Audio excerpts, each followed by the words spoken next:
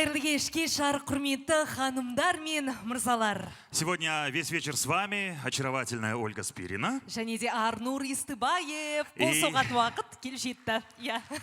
И мы, конечно, от всей души поздравляем всех атомщиков нашей страны с вашим профессиональным праздником. Желаем вам карьерного роста, профессиональных достижений, благополучия вам и вашим семьям. Биыл Казатом өнеркәсіп ұлттық компаниясы өзінің 25 жылдығын атап өтуде. 25 жылдық даму және табыс атом холдингі қызметкерлерінің үлкен ұжымының еңбегінің нәтижесі. Казатом өнеркәсіптің атамшылары, сіздер өз стратегиялық артықшылықтарыңызды, зияткерлік, техникалық және өндірістік әлеуетті сақтап, оны арттыра алдыңыздар. Бүгінде әрбір қазақстандық Казатом өнеркәсіп уран өндіру және сату бойынша әлемдік көшбасшы екенін мақтанышпен айтады. Атомная отрасль – локомотив экономики. Поэтому в атомной промышленности работают специалисты с самой высокой квалификацией, которые пользуются заслуженным уважением коллег и высоким общественным авторитетом. Компания қызметкерлерінің жоғары кәсібилігі, шығармашылық және зияткерлік әлеуетінің, орасан зор жұмыс тәжірибесінің және өз ісіне шын берілгендігінің арқасында Казатом өнеркәсіп ұлттық атом компаниясы әлемдік нарықта Қазақстанды лайықты танытып келеді.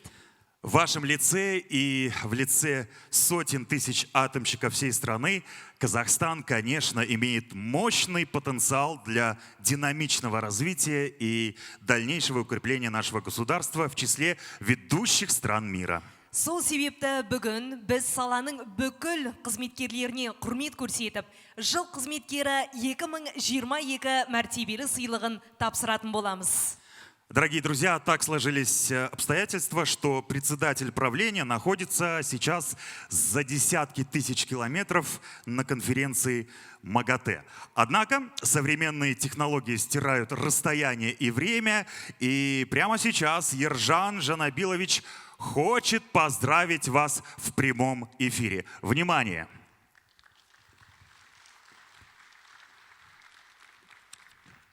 Ержан Жанабилович, здравствуйте, вы нас слышите? Я тыңдалып тұр.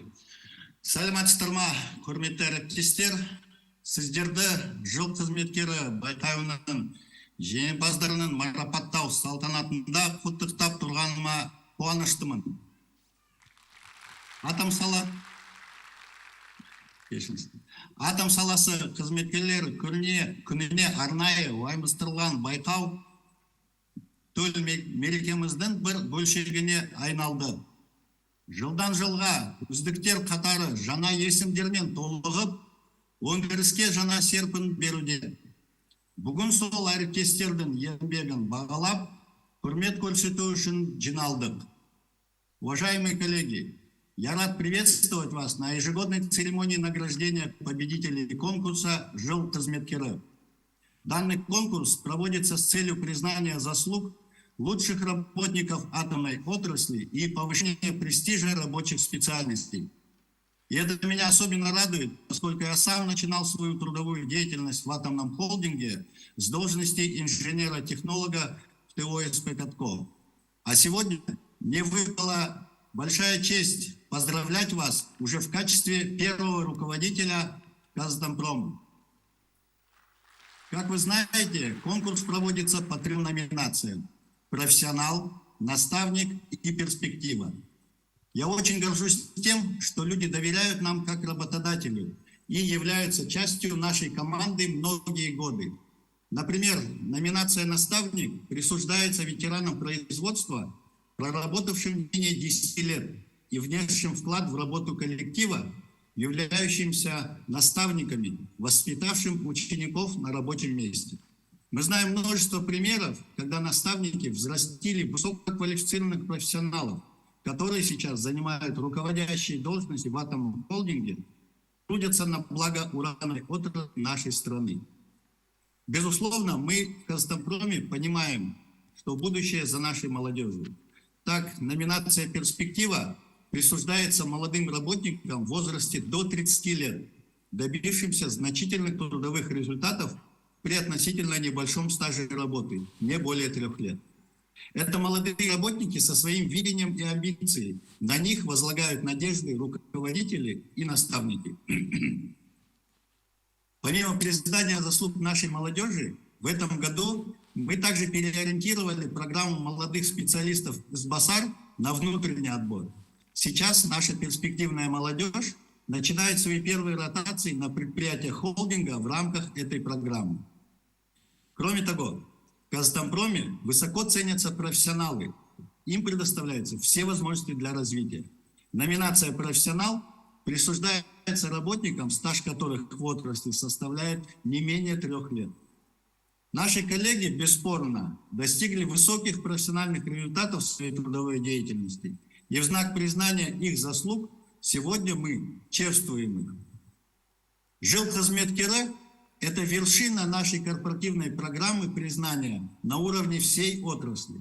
Мы гордимся нашими коллегами и тем ежедневным вкладом, который они вносят в развитие наших предприятий. Дорогие друзья, в этот юбилей для нас год я особенно хочу подчеркнуть, что за 25 лет мы вместе создали компанию равных возможностей. Каждый из вас находится в этом зале благодаря своему упорному труду. Я горжусь тем, чего мы достигли, и верю, что вместе мы сможем еще больше. В этот праздничный день желаю всему коллективу компании крепкого здоровья, благополучия, новых свершений и открытий, реализации всех стратегических планов во благо народа Казахстана. Я верю, что подобные знаменательные мероприятия будут проводиться из года в год. Вместе мы сможем сохранить и приумножить опыт и успехи, как наши личные, так и всего холдинга. С праздником, дорогие коллеги! Уважаемые... Тағы бір рет кәсіби мерекемізбен шын жүректен құттықтаймын. Жеңістеріміз көп болсын. Сіздерге зор денсаулық және амандық тілеймін. Рахмет. Спасибо большое, уважаемый Ержан Жанабилович, за теплые поздравления. Еще раз с праздником. Ждем вас дома в Казахстане. Спасибо.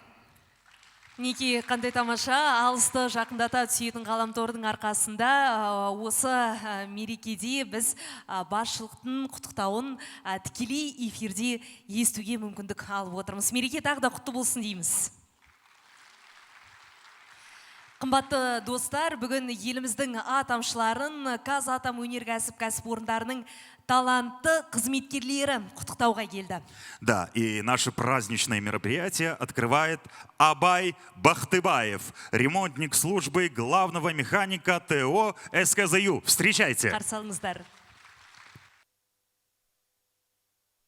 Торып сезім қаласын, еңебедім өзіңе көздерімнің қарасын. Болмас екен қадірім, сезіміме қаласын, емдейдім мен деп жүрсем, жүрегімнің жарасын, аяғыз қайда барасын.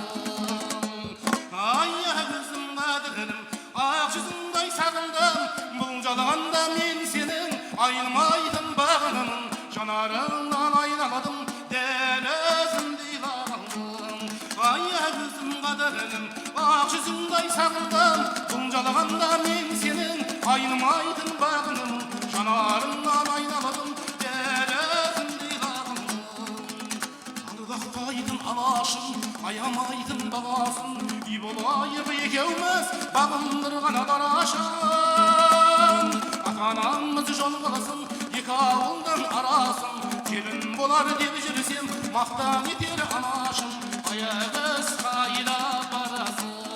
Аяғызым қадірім, ақ жүзіңдай сағындым, күн жалғанда мен сенің айнымайтын бағынымын, жанарыңнан айналадым, дәл өзімдей бағылдым.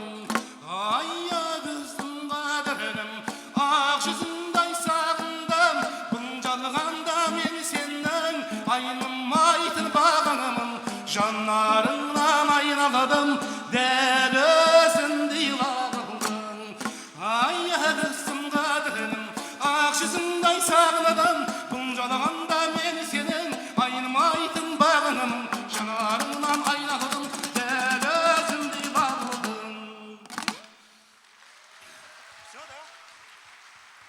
Абай Бақтыбаев, қандай тамаша. Жалпы менің ойымша Абай есімді азаматтардың талантты болмауы мүмкін емес. Қалай ойлайсың, е? Жанды дауыс оның үстіне. Тағы бір мәрте қосып қояйықшы.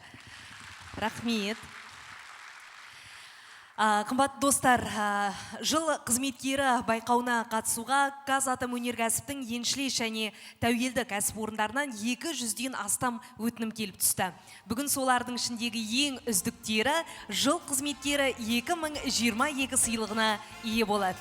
И для вручения наград мы приглашаем на эту сцену исполняющего обязанности председателя правления АО «Казатомпром» Алдангарова Алибека Мансуровича. Әлібек Мансұрұлын сахнада тосудамыз, күтудеміз.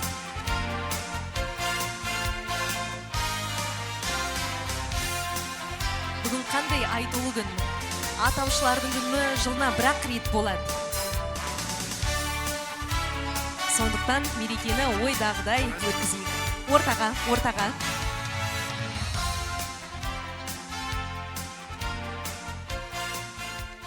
Қайырлы күн, құрметті әріптестер. Барлық бүгін айтылған тілектерге қосыламын. Жаңағы біздің ведущийлер айтқан тілектерге. Жаңағы 25 жыл бейнеде көрдік, 25 жылда жеткен жеңістіктерімізді бірге көрдік. Бұл жеңістіктер біздің әрбір жұмысшылардың күнделікті қосқан үлесі. Барлықтарыңызға рахмет. Жұмыстарыңыз қызықты және табысты болсын. Соған мен тілектеспін. Енді айтылған сөз көп. Бәр сөздерге қосыламын. Тілектерге келгендеріңізге рахмет. Сізге көп рахмет. Тілек, ниет бір дейсіз ғой. Сахнада қалуыңызды сұраймыз. Өйткені біз марапаттау рәсімін бастауға дайынбыз. Да, друзья, итак, мы начинаем церемонию награждения. Итак, в номинации «Профессионал» лучшим аппаратчиком признан Жанкелов Бердалы Мухамеджанович, аппаратчик участка переработки продуктивных растворов ТО «Казатомпром Сауран». Ваши бурные аплодисменты! Мінекей, алғашқы үздік қызметкерлер өздерінің марапаттарын ала бастады. Біз сізді шын жүректен құттықтаймыз. Жыл қызметкері атануыңызбен және де осы шапалақ, осы қошемет сіздің құрметіңізге ұзағынан болсын деп тілейміз. Бердалы Мухамеджанович, поздравляем вас! Естелік суретке түстік, біз сізді шығарып саламыз және де марапаттау рәсімімізді жалғастырамыз. Ұңғымаларды жер асты жөндеудің үздік операторы Берестемов Мұхтар Жақсылықұлы, Заречная бірлескен кәсіпорны акционерлік қоғамының ұңғымаларды жер асты жөндеу операторы Мұхтар Жақсылықұлы сахнада тосудамыз сізді. Қандай мінекей ауыр жұмыстарды атқаруда біздің қызметкерлер. Жыл қызметкері 2022. Ұңғымаларды жер асты жөндеудің үздік операторы Мұхтар Жақсылықұлы сахнада. Құтты болсын! Браво! Мы продолжаем. И лучшим машинистом каратажной станции признан Исамудинов Абдушукур Абдулхакивич. Поздравляем. Оператор каратажа ТО СП «Катко». Ваши бурные аплодисменты. Өте қуаныштымыз сіз үшін, өте қуаныштымыз. Еңбегіңізге шексіз алғыс білдіреміз. Еңбегіңіз әрдайым еленіп, осылай марапаттарды жыл сайын ала беріңіз деп тілейміз. Құтты болсын! Уважаемый Абдушукур Абдулхакович, громкие аплодисменты для вас. Кәсіпқой номинациясындағы келесі аталым бізде үздік бұрғылау қондырғысының машинисі және де осы аталымды биыл ұтып алып отырған Алитанов Ербол Сергұлы. Байкен Ю жауапкершілігі шектеулі серіктестігінің 5-ші дәрежелі бұрғылау қондырғысының машинисі ортаға шақырамыз. Неке қандай қолдау көрсетіліп жатыр сізге? Шапалақ соқ қана қоймай, вау деп айқайлап отырған көрермендеріміз де бар екен. Әріптестеріңіз, қуаныштымыз сіз үшін.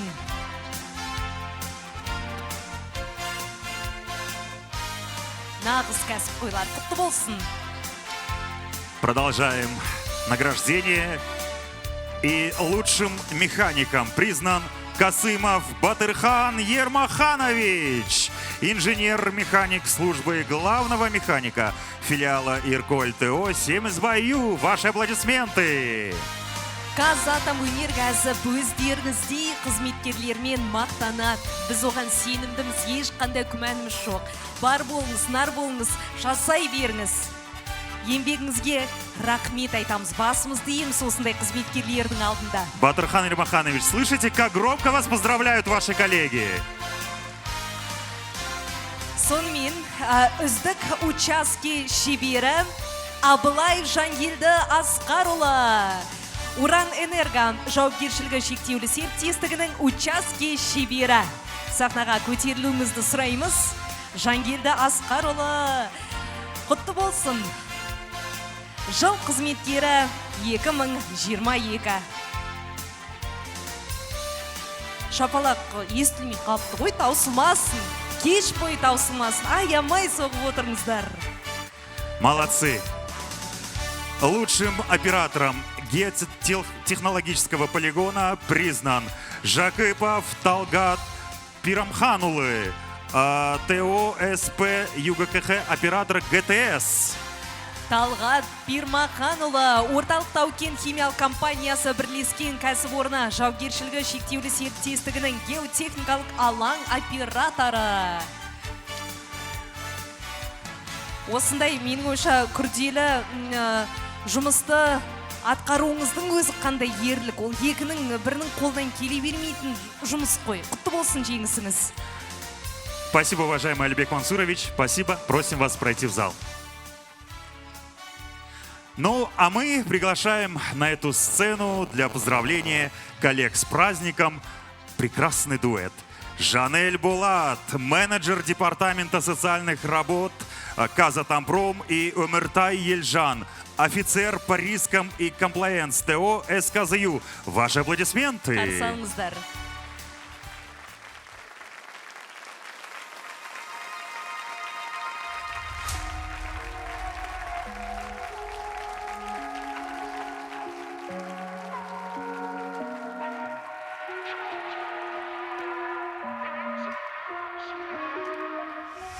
Жаралдың тағдыр жазып, мен сені үшін. Жанымның емір нәзік бөлшегісің. От сезім жүрегімде сөнбей мәңгі. Сүйдім мен бұл өмірде сендей жанды. Сендей жанды, сендей жанды, сендей жанды. Бұлаға қандай, күміс күлкің пәк қандай, айға шолпан жаққандай, мен сені сүйем. Жаздың таңы атқандай, жаның нәзік мақпалдай, айға шолпан жаққандай, мен сені сүйем. Шығарсың қарсы алдымнан күліп көзі, өшпесін тамсандырған тұнық сезім. Жанарың жалындаған жұмбақ қала, сезімің сенің ғана қымбат маған. Қымбат маған, қымбат маған, қымбат маған. Тобылаға аққандай, күміс күлкің пәк қандай, айға шолпан жаққандай, мен сені сүйем. Жаздың таңы атқандай, жаның нәзік мақпалдай, айға шолпан жаққандай, мен сені сүйем. Тобылаға аққандай, күміс күлкің пәк қандай, айға шолпан жаққандай, мен сені сүйем. Жаздың таңы атқандай, жаның нәзік мақпалдай, жаққандай мен сені сүйем. Айға шолпан жаққандай мен сені сүйем. Жанель Бола және Өміртай Елжан қандай ән. Бұл Мұзарт тобының әні ғой, қателеспесең, қалай орындады, иә? Ұнады ма сіздерге? Менің көзіме жас үйіріліп қалды. Менің көңілім босап қала жаздады сахнаның сыртында. Тамаша. Прекрасно. Мы продолжаем наше награждение. И для вручения премии на сцену приглашаем исполняющую обязанности главного директора по производству национальной атомной компании «Казатомпром» Акжолову Алию Хайдаровну.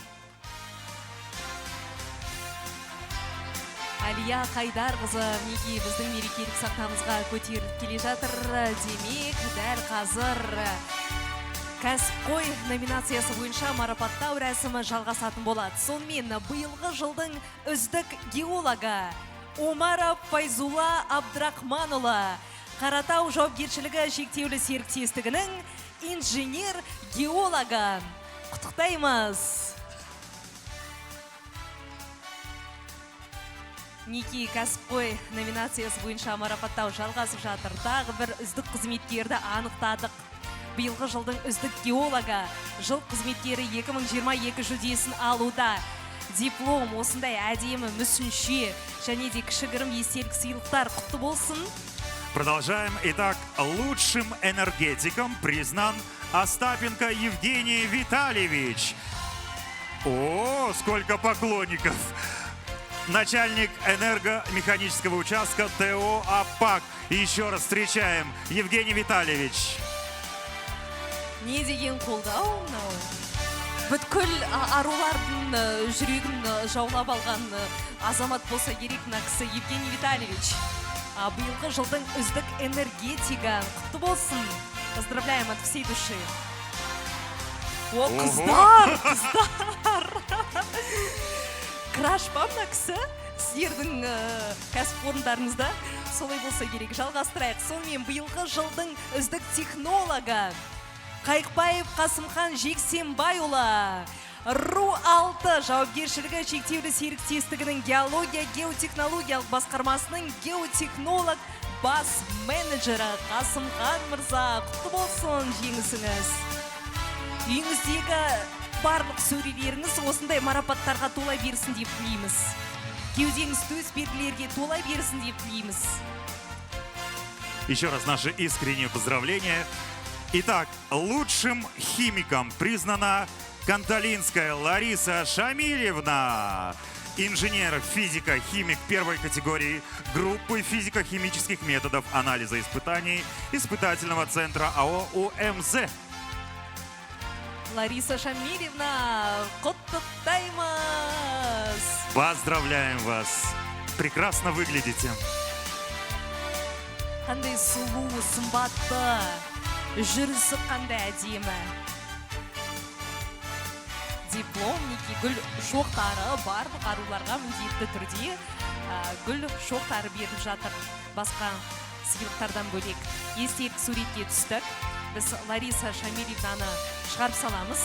Залдағы орнына құттықтаймыз тағы бір мәрте.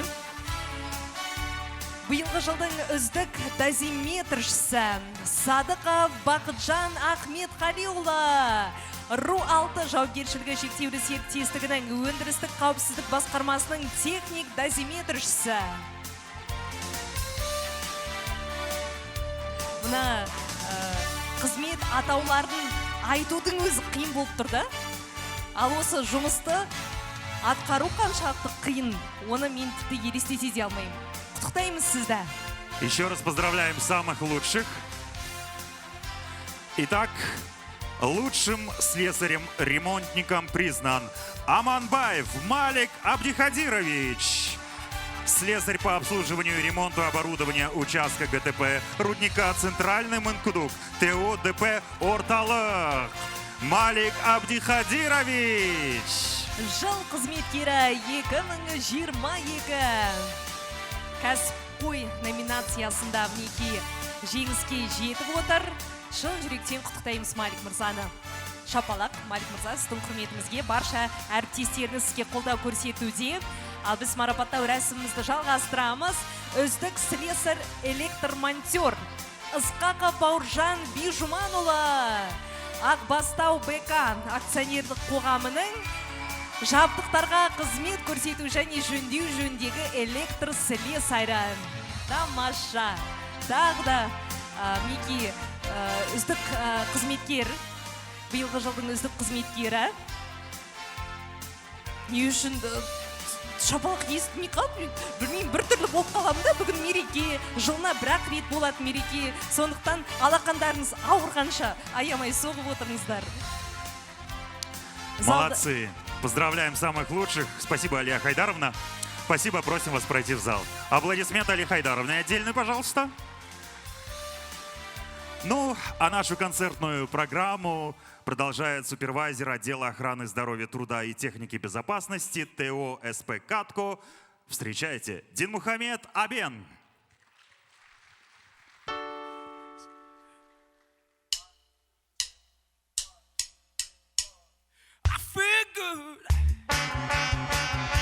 I knew that I would now.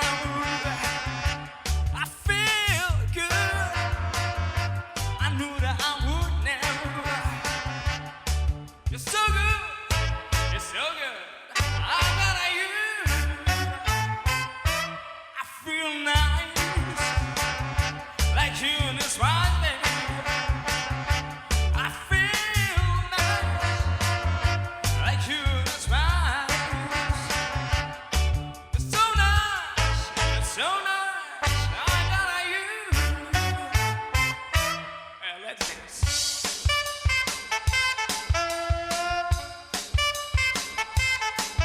When I hold you in my arms, I know that I can go wrong.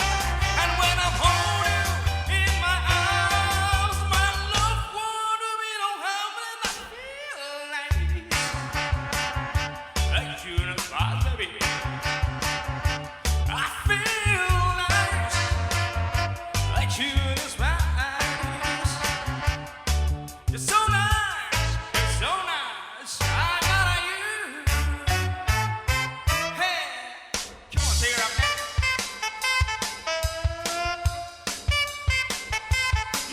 When I hold you in my arms, I know that I can go wrong. And when I hold you in my arms, my love won't do me no harm. And I feel nice, yeah, I feel nice. I know that I would now. I feel nice, like you in this ride. You're so nice, you're so nice. I got you. I feel good. I knew that I would now. I feel good. I knew that I would now. You're so good, yeah, I feel it so good. I got you. You're so good, and I feel it so good. I got you. You're so good, and I feel it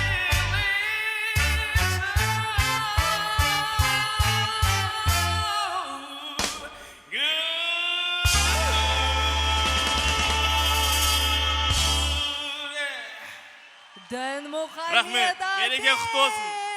Абен! Жарып жібердіңіз ғой? Вау, Это сөз да. жоқ, айтарға сөз жоқ. Не деген талантты мықты қызметкерлер жұмыс жасайды. Да, друзья, мы продолжаем чествовать лучших работников отрасли. И для вручения наград на сцену приглашается управляющий директор по безопасности Национальной атомной компании «Казатомпром» Жусупов Абзал Айтмагамбетович. Абзал Айтмағамбетұлы мырзаны мінекей сахнада біз күтіп алдық, қош келдіңіз. Олай болса марапаттау рәсімімізді жалғастырайық. Естеріңізге сала кетейін, дәл қазір біз кәсіпқой номинациясы бойынша қызметкерлерді марапаттап жатырмыз. Және де биылғы жылдың ең үздік бақылау өлшеу аспаптары және автоматика слесарі Ткаченко Алексей Викторович. ÖMZ акционерлік қоғамының уран өндірісінің 7-ші дәрежелі бақылау өлшеу аспаптары және автоматика слесарі. Алексей Викторович, құтты болсын. Поздравляем вас! Эти аплодисменты в вашу честь.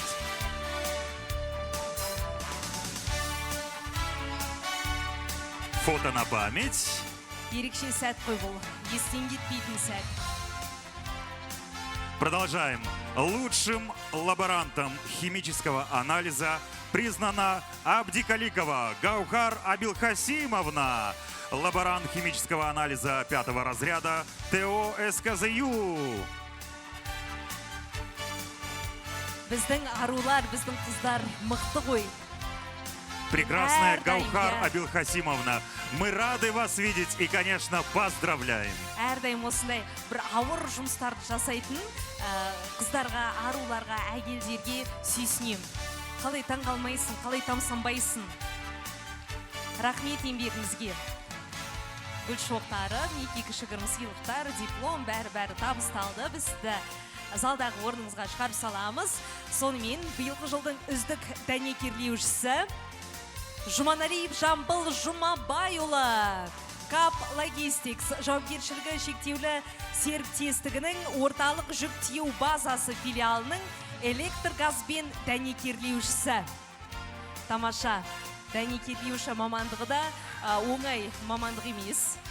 Ол осал адамдар жасамайтын жұмыс. Менің әкемде айтпақшы дәнекерлеуші. Сондықтан мен сізді сондай бір ерекше, шын жүректен құттықтаймын аға. Құтты болсын. Поздравляем, браво, молодцы.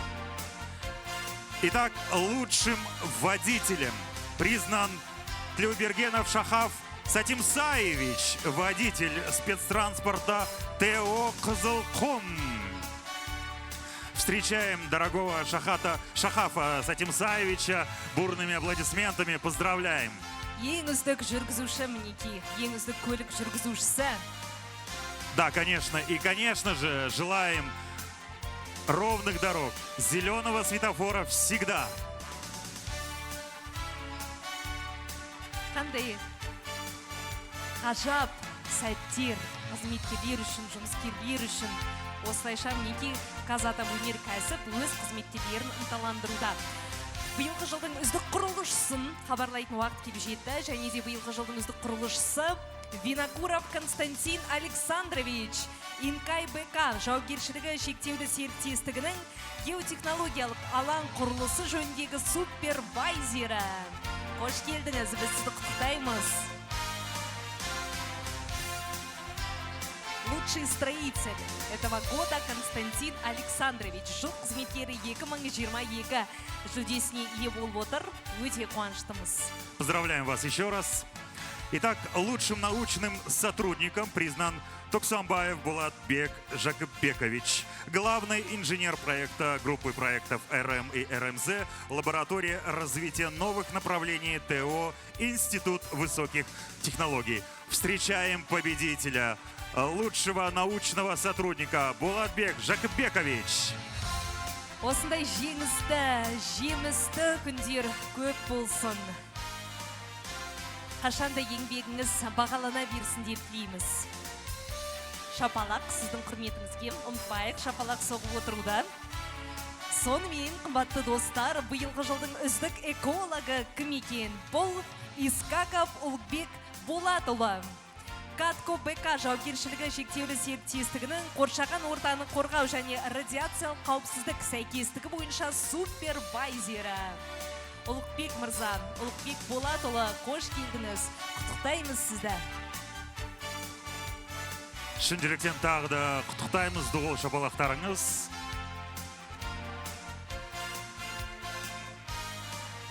Естелік сурет, әрине, және де біз сізді құрметпенен, қошеметпенен орныңызға шығарып саламыз. Спасибо большое, Абзал Айтмагомедович. Просим вас пройти в зал. Ну, а на нашей сцене с музыкальным поздравлением Жомантов Жандос, инженер-геолог ТО Казатомпром Сауран. Ваши аплодисменты, встречайте.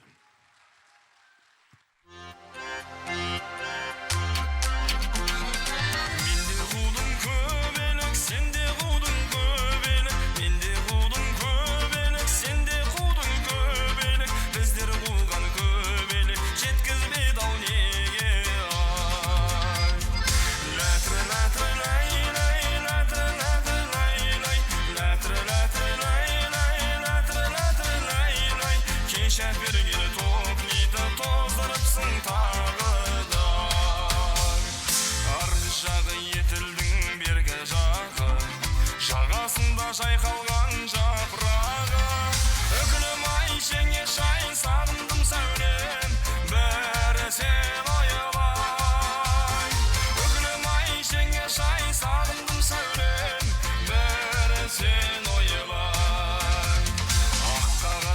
жаздым қалам алып, жүрек сырын тербетіп әнге салып. Өкінім ай жеңе шайын сағындым сәулем, бәрі сен аямай. Өкінім ай жеңе шайын сағындым сәулем, бәрі сен ойылай.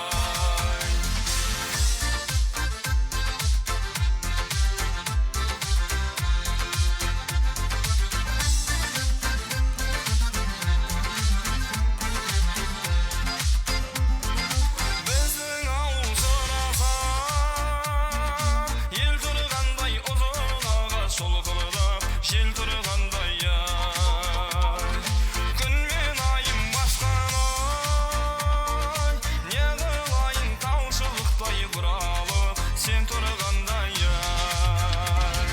Желбір желкен желбіп жүрген жайлауда, біз бір бөтен ой. Желбір желкен желбіп жүрген жайлауда, біз бір бөтен ай.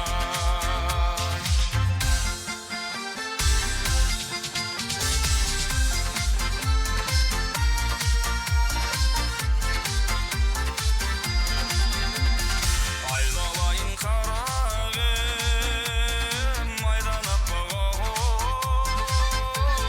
Кете алмаймын қасыңнан, тайғанақта бүгайым ай. Үлкен жиын осында болады деп олып, мен де жеттім ауылға, тайғанақта бүгайым ай. Бүгайымды айтайын, жағдайыңды байқайын, жақсы болса жағдайым, бес күн болып қайтайын ай. Бүгайымды айтайын, жағдайыңды байқайын, жақсы болса жағдайым, бес күн болып қайтайын ай. Хей, хей! Жандос Жомантов, браво, тамаша, тамаша. Сонымен, қымбатты достар, марапаттау рәсімімізді жалғастырайық. Да, и для вручения премии в номинациях «Лучший наставник» и «Лучшая перспектива» мы приглашаем на сцену управляющего директора по HR и социальной работе Национальной атомной компании «Казатомпром» Қожахметову Лязат Турсыновну. Лязат Тұрсынқызы, қош келдіңіз. Ортаға шақырамыз. Енді осы тұста кішкене тәлімгер және болашақ номинациялары туралы ақпарат бере кетейік. Тәлімгер номинациясынан бастайық. Тәлімгер номинациясында тәжірибесі 7 жылдан аз болмаған өндіріс қызметкерлері ұсынылған. Олар әрине шәкірттерін жұмыс орнында тәрбиелеген атамшылардың жас буынның даусыз тәлімгерлері. Бұл аталымда дәстүр бойынша инженер-техник қызметкерлер мен жұмысшы мамандықтары арасынан 2 жеңімпаз анықталды. Сонымен холдингтің 2 қызметкері үздік тәлімгер деп танылды. Да, в этой номинации по традиции определены 2 победителя среди ИТР и рабочих специальностей. Итак, лучшими наставниками признаны Қожахметов Нуржан Кәрімұлы, аппаратчик гидрометаллургического отделения БП УМЗ. Ваши аплодисменты! Сонымен, мінеки алғашқы біздің тәлімгеріміз, биылғы жылдың үздік тәлімгері болып танылған жеңімпазымыз Нұржан мырза, Нұржан Кәрімұлы сахнаға көтерілді. Бұл үлкен жауапкершілік қой. Жас буынды тәрбиелеу, жас буынға үлгі көрсету. Сондықтан да енді сіздің еңбегіңіз орасан зор. Шексіз алғыс білдіреміз, еңбегіңіз жана берсін. Және де тәлімгер номинациясындағы 2-ші жеңімпаз Ижанов Ерлан Жанабекұлы. Ерлан Жанабекұлы ортаға шақырамыз. Қыз емшек телекоммуникация инженері дейді. Неге қандай тамаша? Поздравляем Ерлана Жанабековича с победой. Ваши коллеги вас поздравляют бурными аплодисментами. Әрине, жас буын университетте оқып келеді. Бірақ тәлімгерсіз жұмысқа араласу, менің ойымша мүмкін емес. Міндетті түрде тәлімгер болу керек, өндірістің қыр-сырын түсіндіріп беретін, барлығын анық етіп көрсететін. Сондықтан да рахмет еңбегіңізге. Жалғастырайық. Әзірше кетпеңіз. Сахнада қала тұрыңыз, өйткені бізде ендігі кезек болашақ номинациясында. Болашақ номинациясындағы байқауға еңбек өтілі аздығына қарамастан едәуір нәтижелерге қол жеткізіп үлгерген. Келешегінен үміт күттіретін 30 жасқа дейінгі қызметкерлер қатысты. Олар басшылары мен тәлімгерлері үміт артатын біздің саланың болашағы. Бұл аталым бойынша да 2 жеңімпаз анықталды. Сонымен үміт күттіретін үздік қызметкерлер кімдер екен хабарлайық. Да, прямо сейчас. Итак, лучшими перспективными работниками признаны... Ең алғашқы жеңімпазымыз Сейітхан Сержан Қайыржанұлы. Орталық Мыңқұдық кенішінің өндірістік қауіпсіздік бөлімінің дозиметршісі Сержан Қайыржанұлы. Құттықтаймыз. Мінекей, өзіңіз сияқты жас мамандармен біз мақтанамыз, мақтан тұтамыз осындай қызметкерлерді. Тек қана алға баса беріңіз, бағындырар белестеріңіз, алар асуларыңыз көп болсын деп тілейміз. Еще раз поздравляем. Және де болашақ номинациясындағы екінші жеңімпаз Ахметов Әбілқайырхан Абдушакиұлы Волков геология акционерлік қоғамының бірінші санатты инженер-геологы. Құтты болсын. Неке жас болса да бас болып жүрген азаматтар, болашағынан үміт күтеміз. Қазатомөнеркәсіптің дамуына өз үлестерін неке осы азаматтар міндетті түрде қосатын болады. Қазірдің өзінде қосып келе жатыр. Құтты болсын. И еще раз поздравляем. Аплодисменты. Ляза Турсуновна, благодарим вас. Просим пройти в зал. Спасибо. Хорошего вечера. Ну а мы продолжаем и приглашаем на эту сцену Жанель Сейітбатал, инженера, химика-аналитика физико-химической лаборатории ТО Қызылқұм. Встречайте.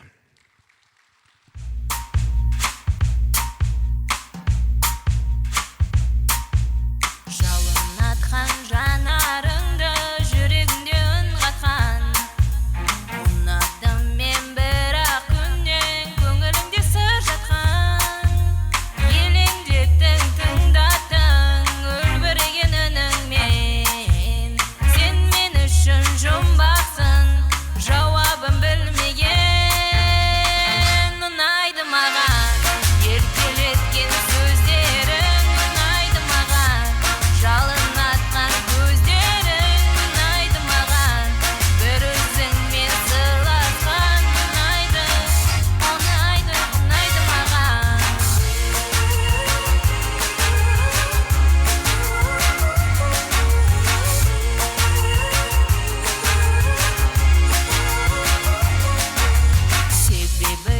жасырмайсың көңілдегі барыңды, себебі сен ұқсамайсың басқаларға кәдімгі.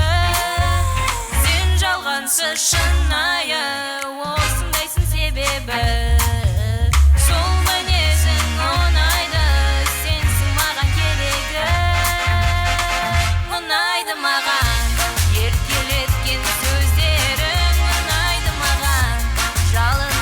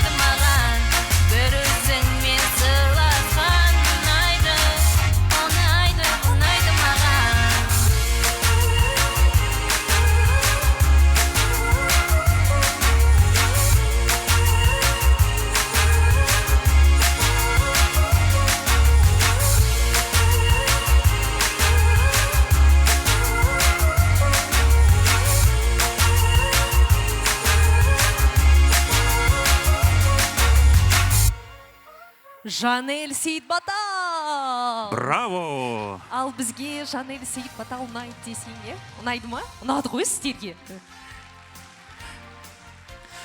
Друзья, у нас еще одно важное награждение.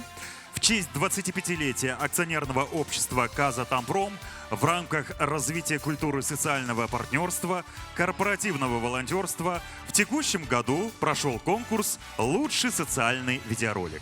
Иә, байқауға корпоративтік орталық пен еншілес тәуелді ұйымдардың ұжымдары мен қызметкерлерінен 43 бейнеролик келіп түсті. Бүгін біз байқау нәтижелерін жариялап, жеңімпаздарды марапаттаймыз. Сондай-ақ байқау жұмыстарын сіздердің назарларыңызға ұсынамыз.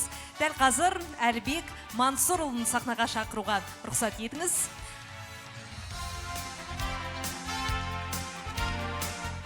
Тағы да қош келдіңіз дейміз ортаға. Сонымен, байқау қорытындысы бойынша қазылар алқасы үздік бестікті анықтады. 5-ші орын Кап Technology жауапкершілігі шектеулі серіктестігінен Қауымбай Айғанымға берілді. Өз ролигін Айғаным жұмыс бұл сәт отбасы осының бәрі деп атапты. Роликті тамашалау үшін экранға назар салайық. Каждый день мы тратим время на решение вопросов. Если подсчитать, сколько часов за последний год мы провели в переговорных, в офисах, то можно увидеть, что большую часть жизни мы тратим на работу. А ради кого это все? Ради семьи? Точно не ради себя. Невиданное счастье ждет нас впереди. Чуть-чуть поработаем и поживем, говорим мы себе. А ведь счастье здесь. Семья – это слово порождает разные образы в голове. Кто-то вспоминает жену и детей, а кто-то родителей. Тех, кто живет с нами, мы видим чаще. Но полноценны ли эти минуты? Сколько времени мы проводим с семьей?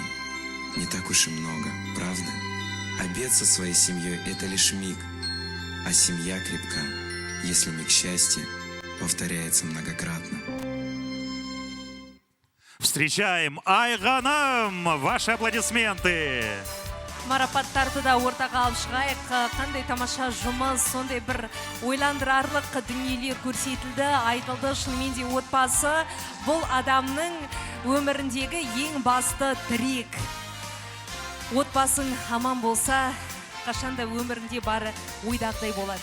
Итак, 4-е место присвоено Бекжанову Бауржану, ТОСП «Инкай».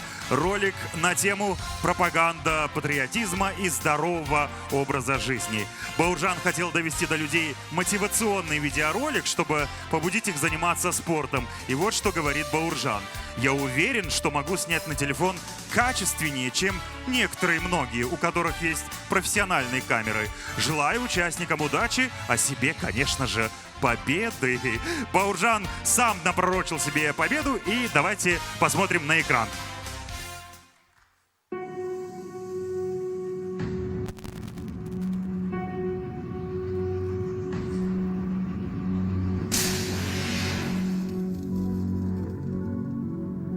Have you ever wondered about this particular thing? Because it turns out that that thing is real.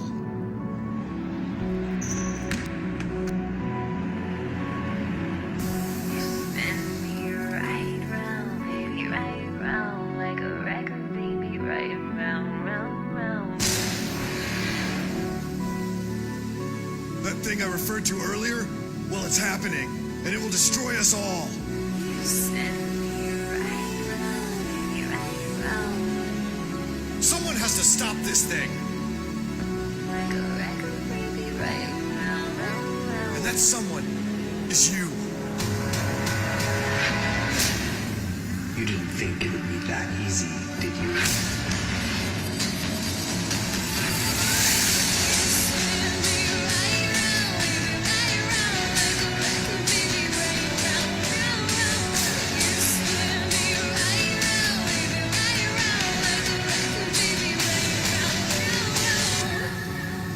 I don't think I'm the one. I'm not the person who can stop this thing. You are that person. Now take my hand!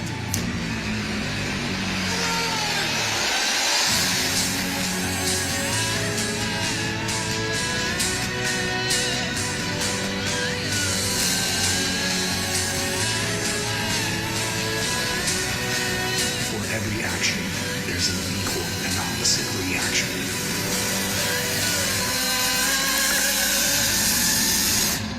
I am the reaction.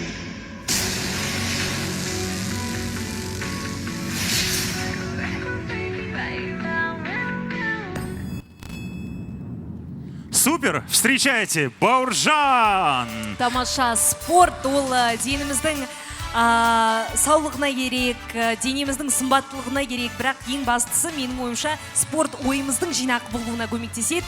Барлық табысты адамдар спортпен шұғылданады, сондықтан маңызды тақырып көтерілді. Бейнероликте жеңіс құтты болсын, 4-ші орын құтты болсын. Как говорится, в здоровом теле здоровый дух, друзья, занимайтесь спортом.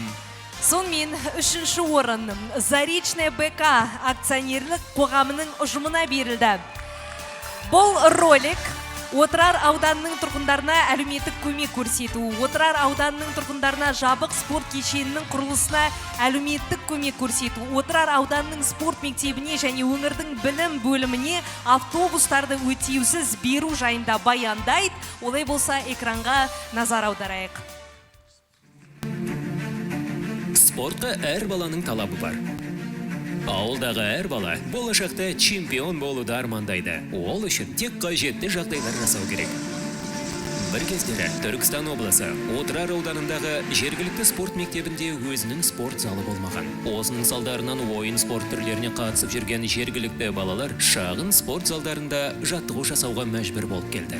Бұған дейін біздің ауданымыздағы балалар мен жасөспірім спорт мектебінің спорттық ойындары бөліміндегі жаттығатын оқушылар мәдениет бөлімінің спорт залында дайындалатын. Баскетбол, волейбол бөлімдерді жаттығатын оқушылар көп болатын. Симай қала береді, сонда жағдай болатын. 2009 жылы аудандағы жалғыз ірі кәсіпорын саналатын Заречная бірлескен кәсіпорынның демеушілігімен зәулім әрі заманауи спорт кешені салынды. Жаңа спорт кешенінде толыққанды жаттығу жиындарын өткізуге ғана емес, ірі турнирлерді де өткізуге жол ашылды.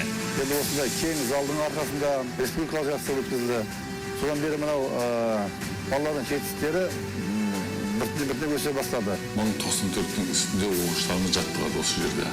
9 түрінен жаттығып жатыр, барлығы жақсы жетістіктерге жетіп жатыр.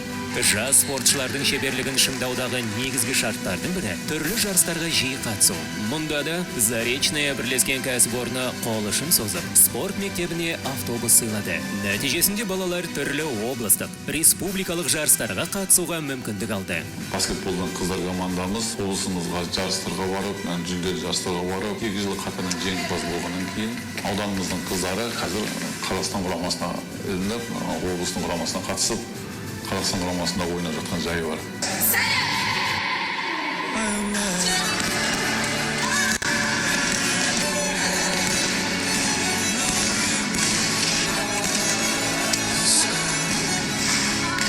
Менің атым Сидабдроманова Венера. Қазақстанның чемпионаттарына бардым. Швед. Біріншісінде 2 орын алдым, үшіншісінде 2 орын.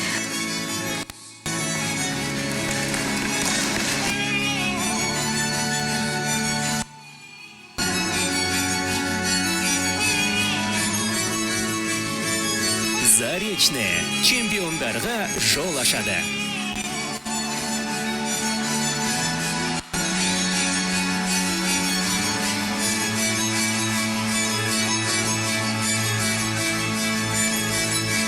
И встречаем представителя коллектива СП «Заречная». Аплодисменты! Поздравляем вас! Мінекей тағда спорт тақырыбы көтерілді. Кім білет, қымбатты достар, болашақта мүмкін осы балалардың біреуі олимпиада чемпионы болып қалар. Және де соған мінекей осы кісілер өз үлестерін қосып отыр. Тамаша емес пе? Құтты болсын 3-ші орын. Поздравляем еще раз. Молодцы. Удачи вам и успехов. Итак, продолжаем. И 2-е место присвоено коллективу ТО «Апах» с роликом про волонтерство. Коллектив «Апах» не только провел субботник в детском доме, но и приобщил своих детей. Своим примером родители показали детям, как творить добро своими руками. Давайте посмотрим.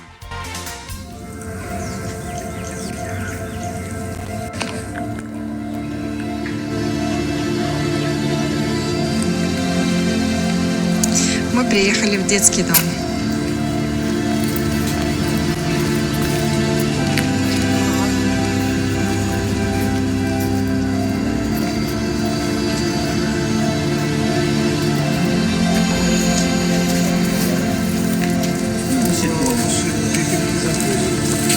Здравствуйте, меня зовут Остапенко Владислав. Мы с моим отцом поехали в детский дом с компанией АПАК помогать небезразличным детям.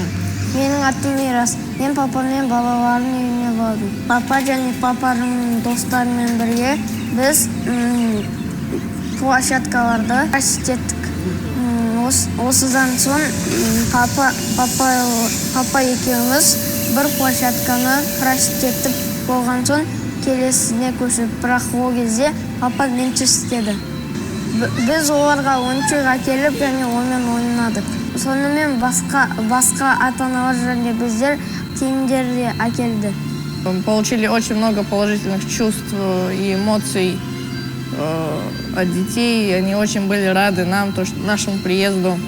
Мы вместе с ними кушали, разговаривали на очень разные темы, как им трудно живется без родителей. Они нам даже устроили концерт свой. И нам очень понравился их концерт, особенно когда они все пели. И они поняли то, что они не безразличны другим людям. То, что всегда найдется любой человек, который может помочь в трудную минуту. Словом и делом. Мен ол балаларға, қыздарға үлкен азамат болу үшін, өздерінің орындарын табу үшін, және үлкен болып өсе беру үшін. Соны тілеймін және соған сенемін. Я верю, что у этих детей светлое будущее, то, что эти дети ничем не отличаются от нас. И я думаю, что у них все будет хорошо. Мы хотим пояснить то, что делать добро – это неплохо, очень хорошо. Делайте добро. Вот это да! У меня аж мурашки по коже. Спасибо большое. Приглашаем коллектив АПАК на нашу сцену. Ваши бурные аплодисменты. 21 ғасырдың батырлары осындай адамдар. Егер әркім елестетіп көріңіздерші, қымбатты достар, егер әркім қолынан келгенше мұқтаж жандарға, көмекке зәру жандарға қол ұшын созса, онда елімізде мұқтаж жандар қалмайтындай еді. Қалай ойлайсыздар? Нағыз мінекей ерлік жасап отырған азаматтар, оның үстіне балаларға жақсылық жасауды үйретуде. Тамаша. Спасибо большое. Еще раз поздравляем вас. Браво. Осындайдан кейін сөйлеудің өзі қиындау болып тұр. Жақсы достар, қазір біз бірінші орынды хабарлайтын боламыз. Ең құрметті бірінші орынды кім ұтып алған екен? Бірінші орынды СКЗЮ жауапкершілігі шектеулі серіктестігінен Шардарбеков Дүйсен жеңіп алды. Дүйсен де өзінің ролигінде бір маңызды тақырыпты көтеріп отыр екен. Не туралы айтпай-ақ қояйық, енді 100 естігеннен бір көрген артық дейді. Сондықтан да экранға зер салайық.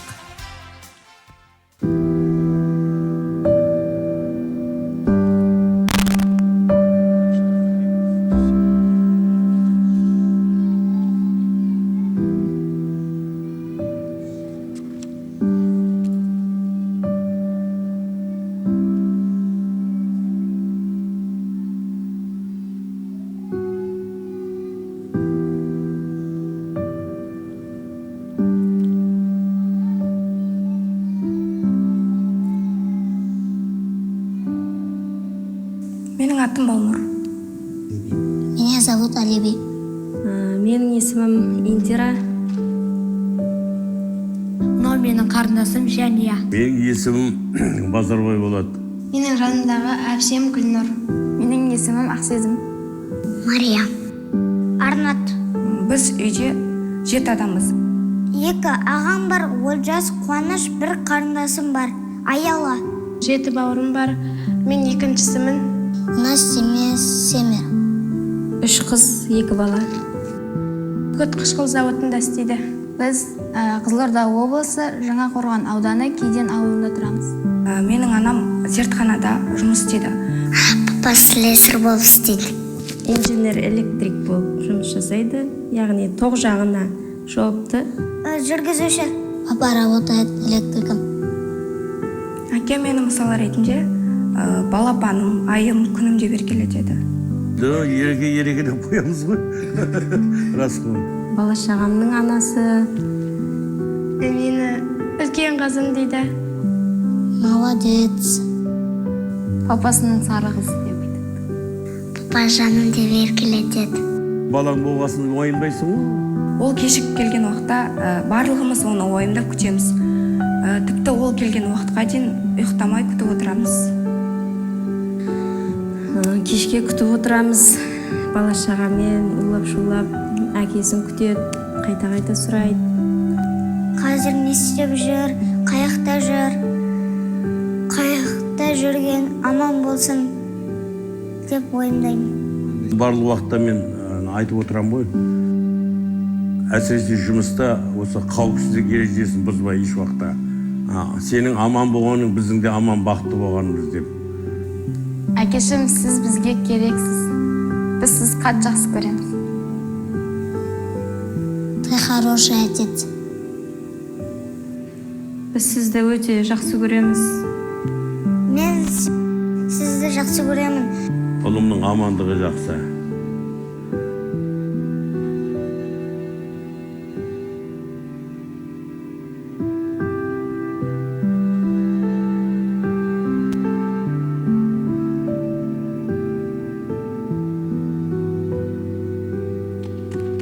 Әкешім, мен сізді қатты жақсы көремін. Мен сізге ашық хат жаздым.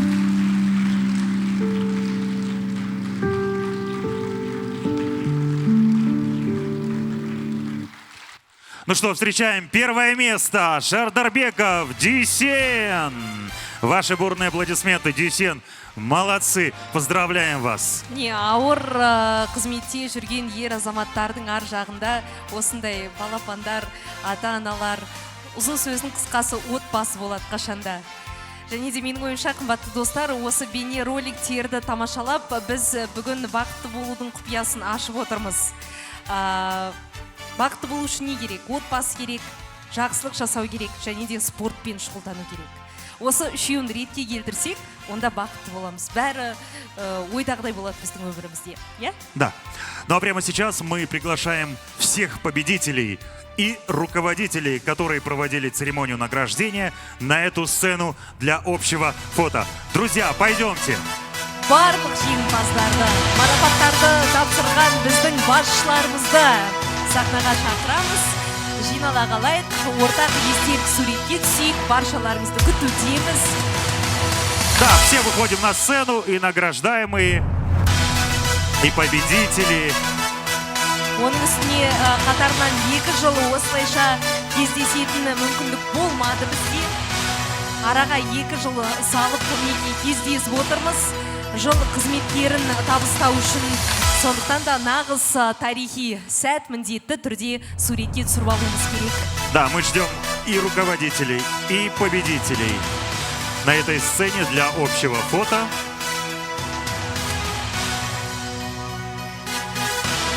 Фотографтарымыз сахнаның алдында. Дәл қазір барлықтарыңызды әдемілеп тұрғызып, барлығын түсіндіреді. Барлықтарыңыз кадрға сыйып кететіндей, неге фотографтарымыз түсіре бастады суреттерді. Егер қандай да бір айтар нұсқаулықтарыңыз бар болса, қымбатты біздің фотографтар, суретшілер, онда айтыңыздар. Бүткіл қызметкерлерді сыйғызайық кадрға. Друзья, улыбаемся! Праздник! Общее фото на память! Тамаша, мінекей 2022 жылдың үздік қызметкерлері сахнада.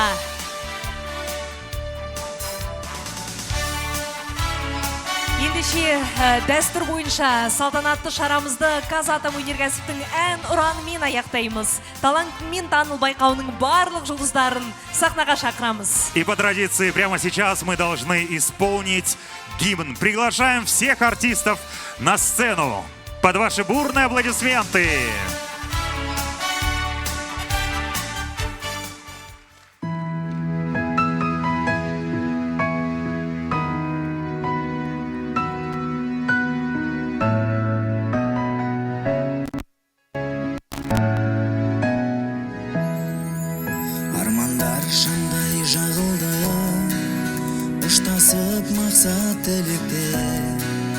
асулар талай бағынды асыла соғып жүректер атымша бейбіт жұмыскер күтіп тұр алдан қол іздер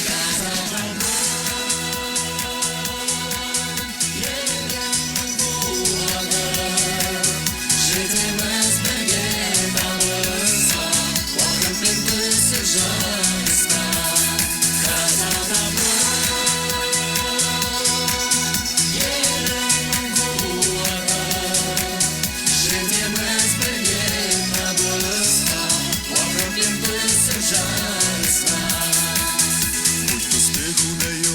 легко, если к цели летишь не один. Вместе мы взлетим высоко, мы любых достигнем вершин. На нас с гордостью смотрит страна, нас великие ждут дела.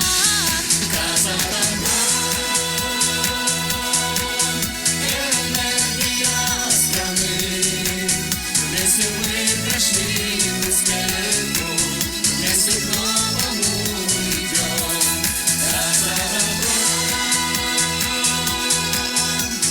Энергия страны, вместе мы прошли высоту, вместе к новому идем.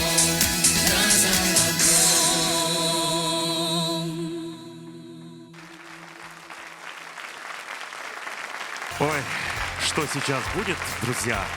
Сейчас зал взорвется просто от бурных аплодисментов, потому что на этой сцене специально для вас, дорогие атомщики, с поздравлениями в честь профессионального праздника, один из самых популярных и любимых казахстанских артистов. Итак, вы готовы? Не слышим? Встречайте на этой сцене Серик Ибрагимов!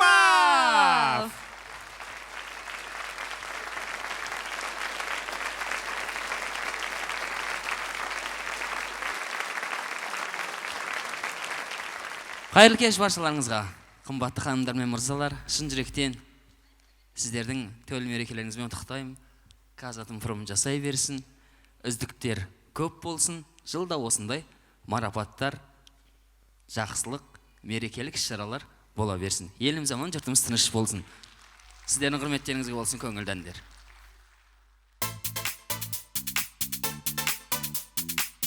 Жүрдек пойыз кетті. Казатомпромға жетті ағайын.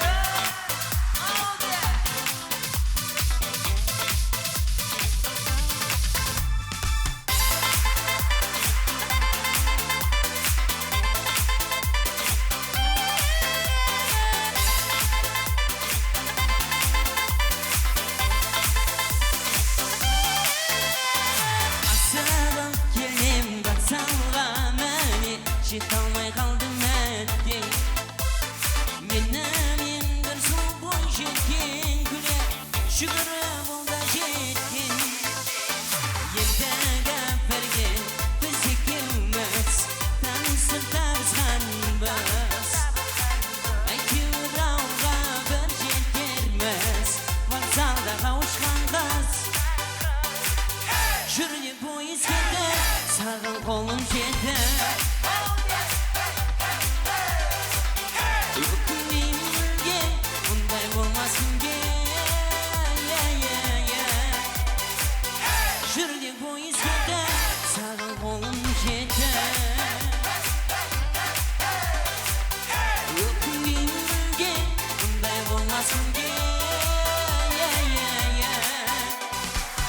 Байқалмай уақытым сырғи бердің ау, қасымда сұлу барда. Сүйсініп сені сүйгім келді шіркін, құшақта жылу барда. Махаббат тербесе біз екеуміз, тербедік темір жолды. Асықпай елге біз бір жетеріміз, сермедік бірге қолды. Жүрдек пойыз кетті, саған қолым жетті.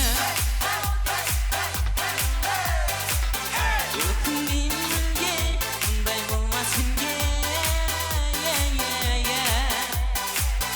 Жүрдек пойыз кетті, жетті минус сәл жайғасты өкінбеймін мүлде мұндай болмас күнде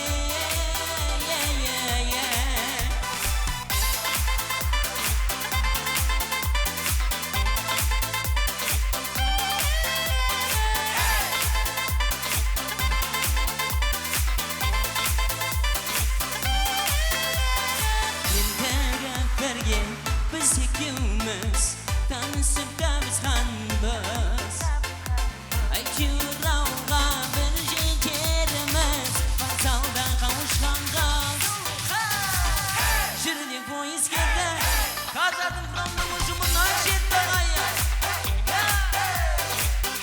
Өкінбеймін мүлде Осындай керемет мерекелер бола бермес күнде Жүрдек поезд кетті Саған қолым жетті Өкінбеймін мүлде Мұндай болмас күнде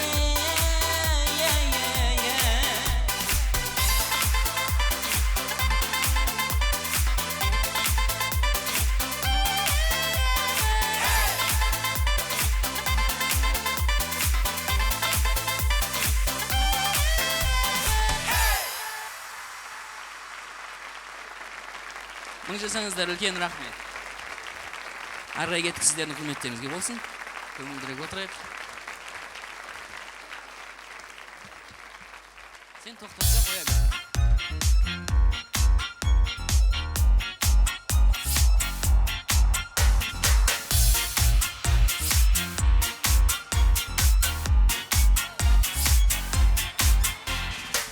Жаяу жүре білсең, өмір сүре білсең Қадамды алшақ басы бойың самғасын Көлікке мінбеймін, пойызбен жүрмеймін Ұшақта ашпасам да аят алмасын Жаяу, алыс емес тауымда Баяу, мен жетемін ауылға Қалада да келемін жаяуда да Жүрек дүрс дүрсілдеп қағуда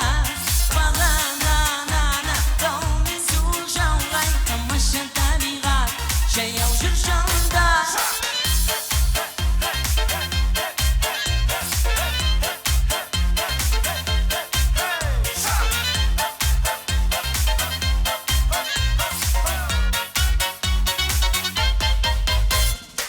Бақытқа мас күйде мінбеймін таксиге Пайдалы денсаулыққа жаяу кетемін Көшенің жетегін ойланып өтемін Асықпай арманымды қуып жетемін Жаяу, алыс емес тауымда Баяу, мен жетемін Шымкентке Шалқалада да келемін жаяуда да Жүрек дүрсілдеп қағуда Бағанада дауыл мен суық жауғай Тамаша табиғат жаяу жүр жанымда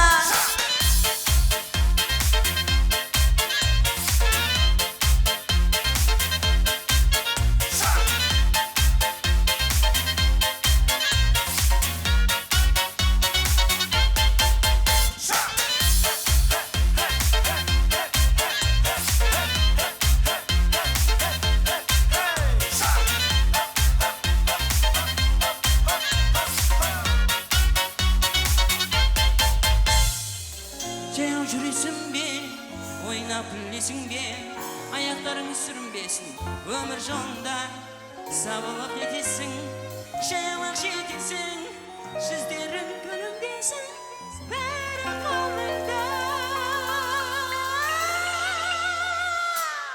Шымқалада керемет кеш болып жатыр Жүрек дүрсілдеп қағуда Тамаша табиғат жаяу жүр жанымда Қалада да келемін жаяудағы да Жүрек дүрсілдеп қағуда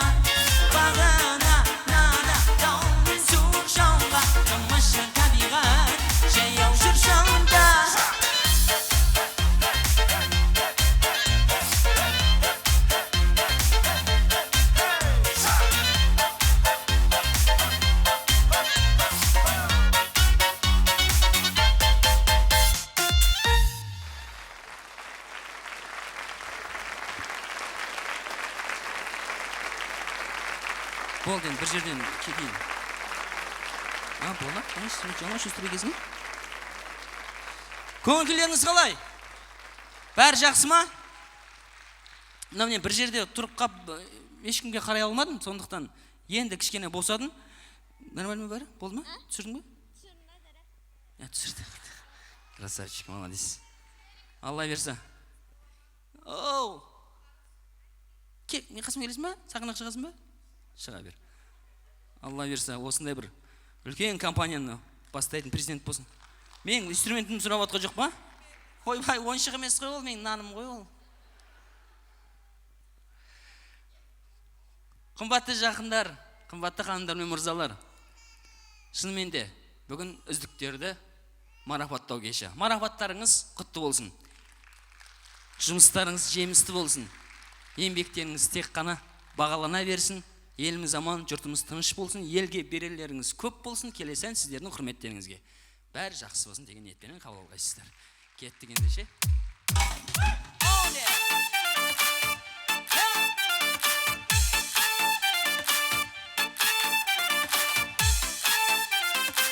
Білетін жер қосылып отырайға.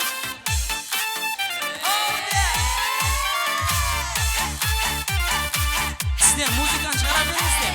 Мен мониторды ал дедім бағана.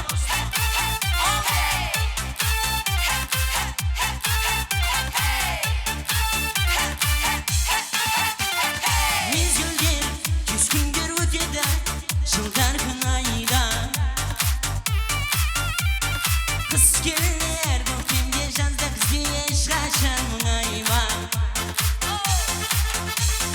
Уақыттың бәрібір мұңаятын жаным сазы болмайды. Бақыттың беріліп бағаласаң гүлі мәңгі солмайды. Табиғат күнәсіз өзіңе сен, болады бәрі жақсы сөзіме сен. Бәрі де өтер, карантин бітер, қыс көктемде жазда күзде қосылып бізге бірге.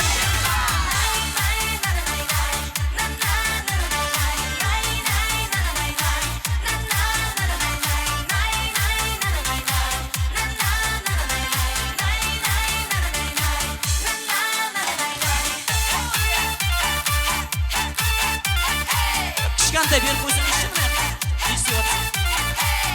Қатты емес та, нормально, ол нормально.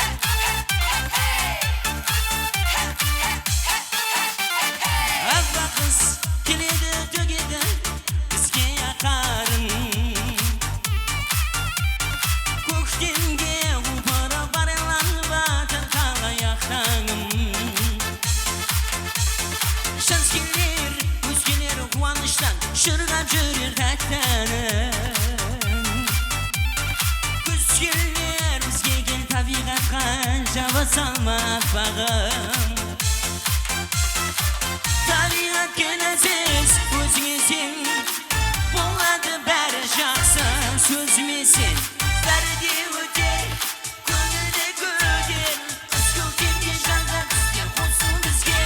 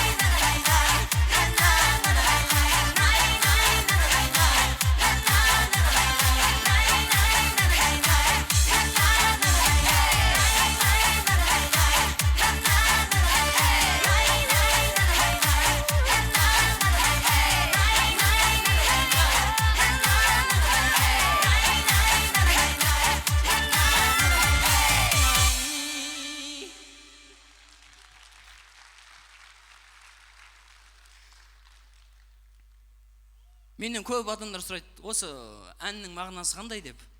Най деген. Сосын мен ақынға барып сұрадым, най деген не мағына береді өзі дедім. Сөйтіп сөзін жазған Бақдәулет Арыстан ақын айтты. Бәрі жақсы болсын деген сөз ғой деді. Сондықтан да сіздердің өмірлеріңізде барлығы най болсын.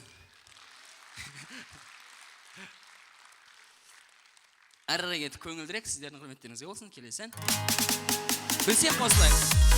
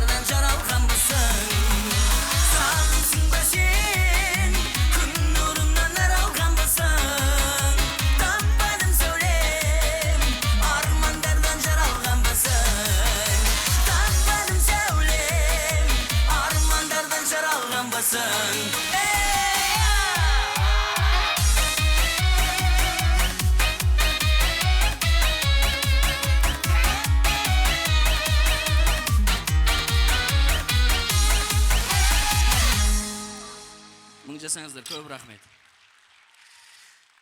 Ана плюске қатты билей алмай қаппын, мына менің плюсым ғой. Фонограммам да, мен өзім даусыммен айтқам, бірақ минусы жоқ бұның. Бірақ көп әншілер бүйтіп мойындай бермейді ғой, мен мойындайын сіздерге. Ендігі ән қатты билейміз, өйткені оның минусы бар.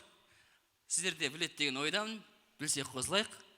Сіздердің құрметтеріңізге болсын, кеттік. Серик Ибрагимов! Тамаша.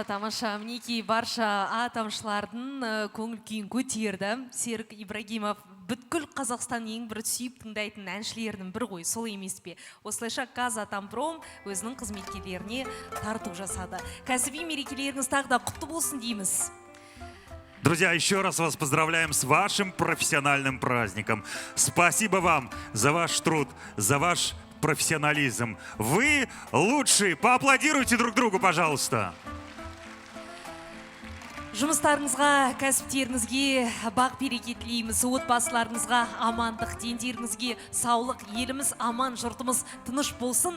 Жылдан жылға осылай атамшылардың күнін мерекелеп, тойлап, кездесе берейік. Кездескенше қош сау болыңыздар. До встречи, всем спасибо, еще раз с праздником.